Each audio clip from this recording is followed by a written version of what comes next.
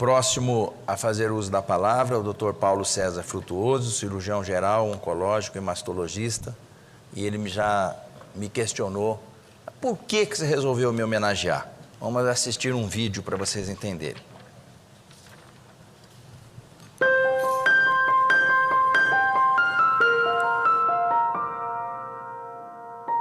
A evolução vai acontecendo de forma microevolutiva.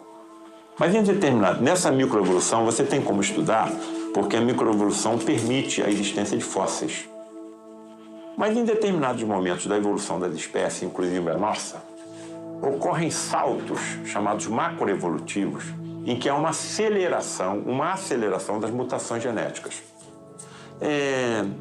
Tem uma paleontóloga, Anne d'Ambricourt Malassez, uma das maiores paleontólogas da atualidade. Ela foi diretora do Museu de História Natural de Paris. Ela resolveu estudar a evolução do osso da mandíbula, não é? Do maxilar inferior. É o único osso móvel do nosso crânio.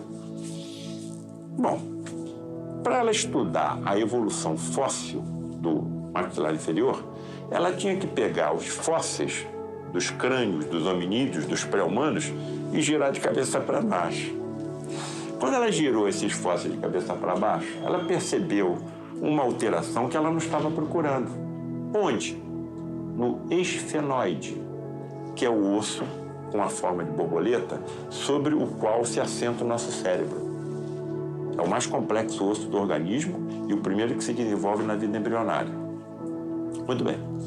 Ela percebeu que o osso esfenoide, ao longo das eras, sofria inclinações. E quando essas inclinações aconteciam, havia um aumento da nossa calota craniana e da nossa massa encefálica, e nós nos tornávamos mais inteligentes. E também mais eretos, caminhando por duas pernas. Isso colocou por abaixo uma teoria chamada teoria das savanas, que nós andamos sobre duas pernas de tanto nos erguermos pela relva onde habitávamos, em busca da presa que nós precisávamos para a nossa sobrevivência e do predador que vinha na nossa direção. De tanto nós nos erguemos, acabamos andando por duas pernas. Isso caiu. Há 60 milhões de anos, o esfenoide era horizontal, como o esfenoide dos lêmures da ilha de Madagascar.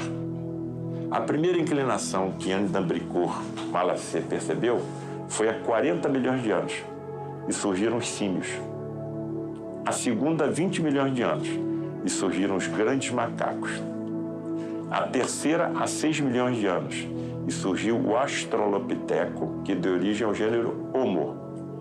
Há 2 milhões de anos, surgiu o gênero Homo. E há 160 mil anos, surgimos nós, o Homo sapiens. Durante essas inclinações, a evolução corria de forma microevolutiva. Em determinados momentos, há saltos macroevolutivos e aumenta a velocidade da nossa evolução. Mas o mais importante que essa cientista descobriu foi que quando essas inclinações surgiam, elas aconteciam ao mesmo tempo em todas as partes do mundo onde estavam os pré-humanos. Na Ásia, na África, na Austrália, nas Oceanias, talvez nas Américas. Como é possível uma mutação acontecer ao mesmo tempo em indivíduos separados por distâncias continentais? Ou isso não é mutação? Isso está dentro de um planejamento inteligente, que está nos acompanhando há 3 bilhões e 500 milhões de anos, que é o tempo da existência da vida no planeta Terra. Você está entendendo? Quando você começa a ter consciência de tudo isso, e você começa a ter consciência também da espiritualidade que nos rodeia, do que somos, de onde viemos, para onde estamos indo, então não existe acaso. E ainda vou mais. Estudos feitos por cirurgiões maxilobucofaciais estão percebendo alterações de arcadas dentárias de crianças americanas e japonesas que estão prenunciando uma nova inclinação. Isso está de acordo com o quê?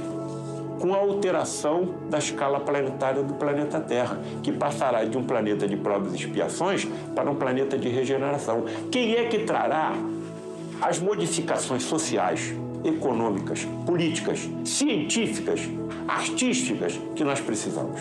Somos nós? Claro que não.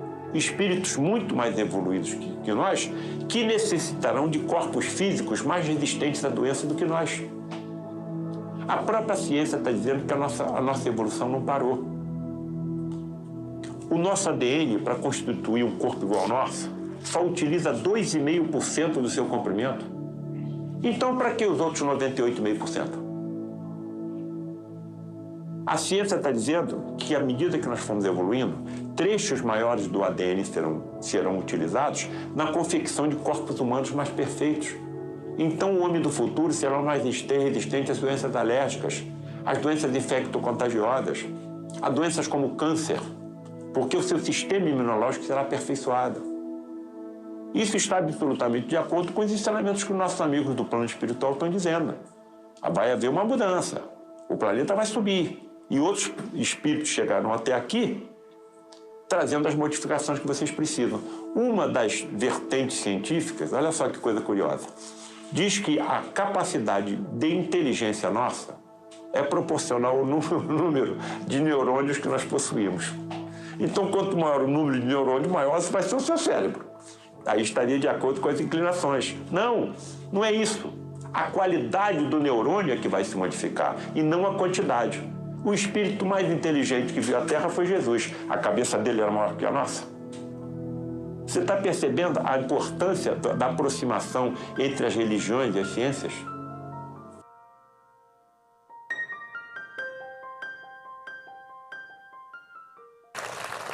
Vamos ouvir agora o Dr. Paulo César Frutuoso, cirurgião geral, oncológico e mastologista.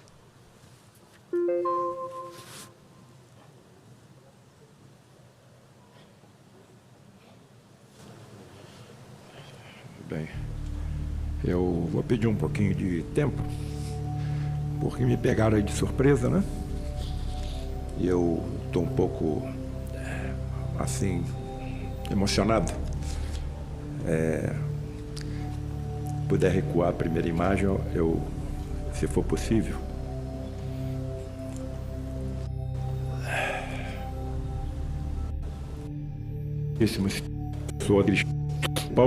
Minhas atividades sobre estranhos fenômenos de teletransporte e materializações de seres denominados espíritos desencarnados, que mesmo já tendo passado pelo fenômeno natural da morte, como todos passaremos, continuam vivos habitando universos paralelos a este em que ainda estamos, expressos pelas religiões como planos espirituais, astrais ou celestiais, dentre outras denominações. Tais ocorrências, por mim testemunhadas, que exigem a manipulação de um fluido de alta potência energética, expelido pelos chamados sensitivos ou médiuns de efeitos físicos, presente em todo ser vivo e denominado por Charles Richet, descobridor da resposta anafilática humana como ectoplasma, foram por mim presenciadas, estudadas e pesquisadas ao longo de 4 décadas no Lar de Frei Luís, o maior centro espírita do Rio de Janeiro, que aqui está na imagem projetada.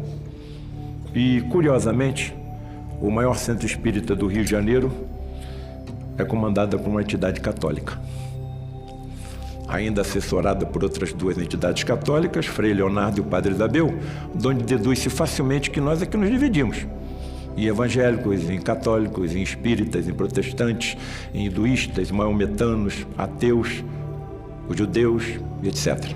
Eu acho que, para esse tal Deus que eu não compreendo, por enquanto só sei que ele existe, não existem essas divisões. Nós é que nos dividimos, mas na realidade somos um único rebanho, um único conjunto familiar, comandado por um único pastor. Tamanhas foram as constatações trazidas nessas sessões, extremamente raras ao longo da história, da humanidade, mas, contudo, comprovadas por inúmeros vultos da ciência, inclusive detentores do Prêmio Nobel, que me vi na obrigação de trazer a público, especialmente a minha classe, a classe médica, o resultado deste longo trabalho que agora aqui apresento em curto resumo. Que constatações obtidas principalmente em diálogos com médicos que já viveram nesse mundo que nós estamos, faleceram ou desencarnaram e se teletransportaram e se materializaram nessas reuniões. Evidentemente, agora habitam outros planos de existência para onde nós nos transportaremos quando chegar o momento. Que constatações obtidas foram essas? Somos todos seres imortais. Segundo, o que denominamos corpo físico é, em verdade, um veículo transitório que necessitamos para interagir com esse universo. A vida, porém, não está na matéria a qual tanto valorizamos. E, assim, transmitida esta pelo componente extrafísico, imaterial, energético e imortal, denominado alma ou espírito. Terceiro, não é a primeira vez que aqui aportamos e nem será esta a última. A reencarnação é uma verdade consolidada. Ninguém poderá ver o reino de Deus se não nascer de novo. Poderemos retornar em qualquer nação, raça, regime governamental, família, profissão, religião ou sexo. Todas essas verdades, mais cedo ou mais tarde, serão comprovadas pela nossa ciência, lançando definitivamente por terra as motivações que levam às guerras, desavenças e intolerâncias de toda espécie. Nossos equipamentos médicos já utilizam a antimatéria no escrutínio dos corpos humanos e se acham em célere avanço na detecção da sobrevivência e imortalidade da alma. Diante de tal constatação, por que investir, por exemplo, no comércio de armas, já que a morte não existe? Quarto, nossa evolução é acompanhada e vigiada por um governo imaterial e espiritual, comandado por um Cristo planetário há 5 bilhões de anos. Seu nome? Jesus. Quinto, não estamos ocupando os lugares que estamos como governantes, médicos, representantes do povo, homens da lei, da ciência, das artes, pais e mães de famílias ou qualquer outra atividade por mero acaso. O acaso não existe. Sexto, muitas das doenças que nos acometem não têm origem nos corpos físicos, e sim no componente extrafísico espiritual, onde estocamos as impurezas geradas pelos vícios, seja qual for, e o mau cumprimento dos deveres para com o próximo, nessa e em vidas passadas, e que assim se exteriorizam através de enfermidades como, por exemplo, o câncer. Nós, médicos, estamos muitas vezes tratando os efeitos. Não sabemos as causas, como, por exemplo, tumores de alta malignidade que acometem fetos. Deus existe. Mas por que permitiria tamanha tragédia biológica se a criança nem nasceu? Fez mal a quem? Queremos agora respostas lógicas e racionais, que não estão nos sendo dadas. As religiões estão nos levando até a morte, mas não sabemos nada do que poderá acontecer além dela. Que vamos continuar vivos, me foi informado e me convenceu. Que espécie de corpo eu terei? Necessitarei de algum alimento? As crianças que falecem em tenra idade continuam crescendo, idosos rejuvenescem, cegos voltam a enxergar, paralíticos voltam a andar? Nós não sabemos nada.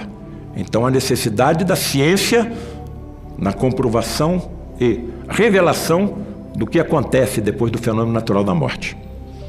É chegado o momento, senhoras e senhores, de refletirmos sobre quem somos, de onde viemos e para onde estamos indo. E nesse desdobramento terá papel fundamental a tecnologia e a ciência, que se acham em velocidade evolutiva jamais observada na história, no desvendamento do que é ainda incompreensível e tido a razão de milagres, entre aspas. O sobrenatural não existe. Tudo é regido por leis naturais, físicas, químicas e biológicas, conhecidas ou ainda desconhecidas pelos nossos cientistas.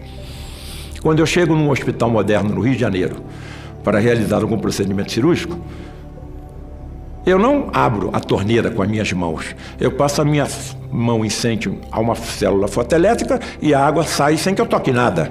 Talvez se eu tiver com um selvagem ou uma criança ao meu lado, ele ache que eu fiz um milagre. Não existem milagres. Existem leis físicas, químicas e biológicas que a nossa ciência não alcançou, mas a própria ciência é humilde o suficiente para reconhecer que só sabe o que acontece em 4% do universo. Em 96% do que acontece no universo, a nossa ciência não sabe. E é expressada em energia escura, em matéria escura e outras energias. O sobrenatural não existe. Tudo é regido, portanto, por leis naturais físicas, químicas e biológicas, conhecidas ou ainda desconhecidas pelos nossos cientistas. Portanto, a vida espiritual é uma lei natural e nunca terá fim. Todas essas convicções absolutamente inabaláveis na minha pessoa e muitas outras acham-se alocadas em 6 livros, por enquanto, da nossa autoria. No primeiro, denominado A Face Oculta na Medicina, e no quinto, A Medicina Mediúnica do Futuro, demonstro que nenhum médico da Terra que honre a sua profissão jamais estará sozinho, nem mesmo os que não acreditam nessa verdade. Há pouco tempo conversei com um colega, talvez incluído nesse grupo, e indaguei a ele: colega, você tem ideia de quantos pacientes você já operou? Com a maior tranquilidade, uns 23 mil. Então, mais uma vez está comprovado, no meu entender, que a conduta é mais importante do que a crença. Enquanto cuidamos dos corpos materiais dos nossos pacientes, colegas dos universos paralelos ao nosso cuidam do seu componente extrafísico e nos intuem mentalmente que atitude tomar. Tamanha sua humildade que não nos permitem sequer perceber seu auxílio, deixando o mérito e a glória da vitória sobre as doenças inteiramente sobre os nossos ombros. Porém, ouso afirmar que sem esta ajuda imponderável aos nossos pobres 5 sentidos, muitos dos sucessos por nós alcançados no tratamento das doenças não seriam alcançados. Mostro agora uma imagem onde os senhores veem a fotografia de Frei Luís, um frade franciscano alemão que veio para o Brasil na primeira metade do século XX e se radicou na Serra do Rio de Janeiro, na cidade de Petrópolis. E à esquerda mostro um desses médicos que já teve um corpo igual ao meu, passou pelo fenômeno natural da morte e, sob condições especialíssimas e raríssimas, com manipulação de tremendas quantidades de energia, pode se teletransportar e, durante alguns momentos, se materializar no nosso meio. Tanto está materializado que impressionou uma chapa fotográfica. Nitidamente se nota nas mãos desse médico um lírio. Quando ele se teletransportou e se materializou e foi fotografado, o lírio foi uma homenagem ao Frei Luís, que quando habitava um convento na cidade de Petrópolis, era quem cuidava dos jardins do mosteiro. E ele adorava lírios e violetas. E pelos benefícios que esse colega alemão, morto na Segunda Guerra Mundial, recebeu dessa entidade católica, ele se materializou com um lírio em suas mãos. Próxima. Os senhores estão vendo aí uma fantástica fotografia conseguida também no lar de Frei Luís, de um desses raríssimos médiuns ou sensitivos, em transe profundo, expelindo pelos orifícios naturais do corpo, como nariz, boca e ouvido, essa substância fluídica ainda não alcançada pela nossa ciência e que permite que eles se teletransportem e se materializem ao nosso meio. Próxima imagem. Aproveito essa imagem para as minhas últimas palavras desse momento inesquecível. Que o Criador abençoe todos aqueles que se dedicam à cura, ao alívio e ao consolo dos seres humanos, e também aos esculápios das outras dimensões que nunca nos abandonam em nossa difícil labuta.